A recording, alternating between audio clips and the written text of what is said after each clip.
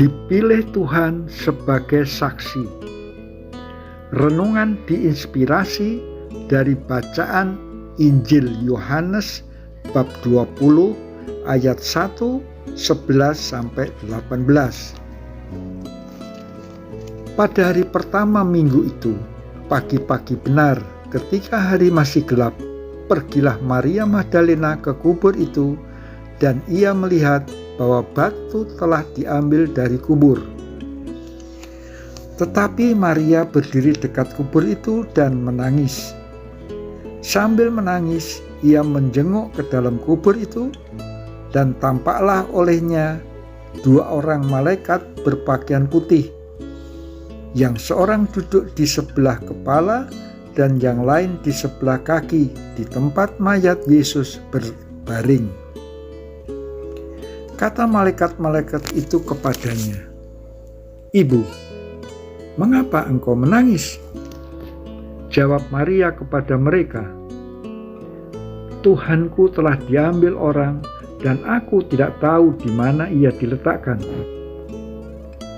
Sesudah berkata demikian, ia menoleh ke belakang dan melihat Yesus berdiri di situ. Tetapi ia tidak tahu bahwa itu adalah Yesus. Kata Yesus kepadanya, "Ibu, mengapa engkau menangis? Siapakah yang kau cari?"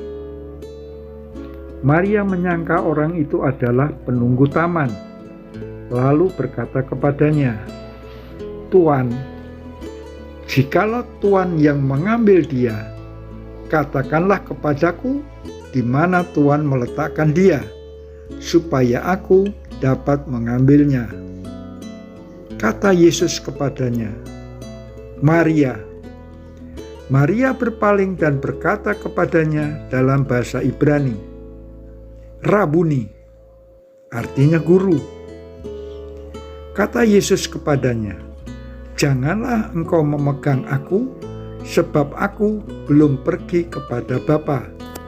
Tetapi pergilah kepada saudara-saudaraku dan katakanlah kepada mereka bahwa sekarang aku akan pergi kepada Bapakku dan kepada Bapamu, kepada Allahku dan Allahmu." Maria Magdalena pergi dan berkata kepada murid-murid, "Aku telah melihat Tuhan," dan juga bahwa Dia yang mengatakan hal-hal itu kepadanya.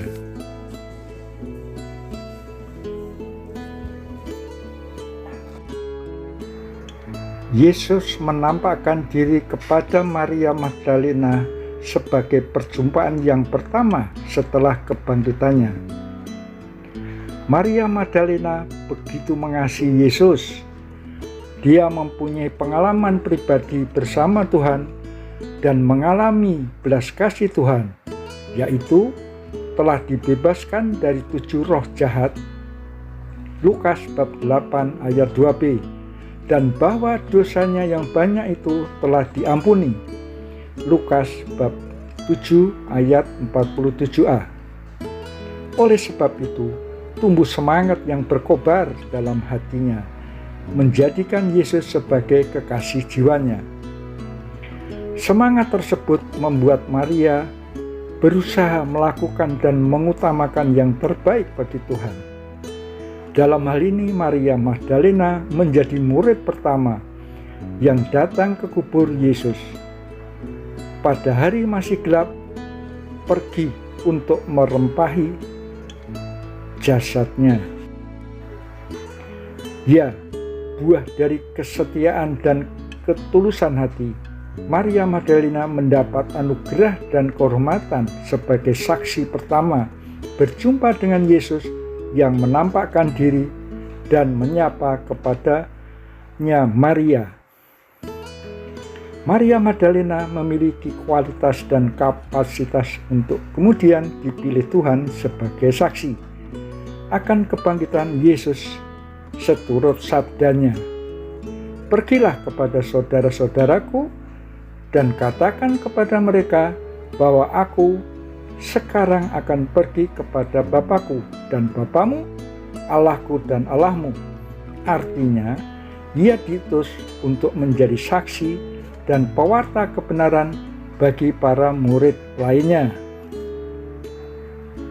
Kisah spiritualitas dan sikap kesetiaan dan ketulusan Maria Magdalena di atas mengingatkan aku akan apa yang dialami keluarga adik yang menikah secara Katolik dan sudah dikaruniai 2 putra. Gambaran keluarga Katolik yang harmonis tidak tampak, melainkan terjadi pertengkaran tiada henti dengan istrinya. Bahkan kehidupan menggerejanya pun dikalahkan oleh kehidupan premanisme bersama teman-teman malamnya.